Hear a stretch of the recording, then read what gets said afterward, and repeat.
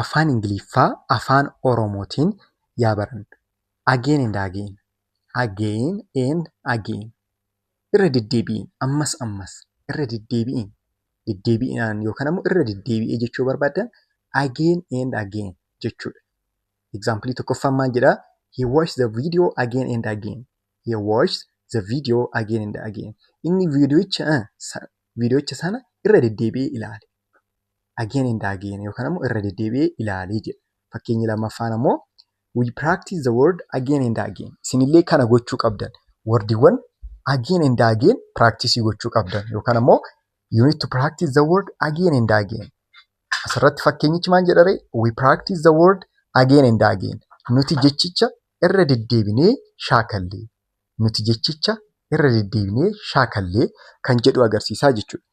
Follow, like, share gochuun irraanfatinaa. Nagaa naaf ta'a.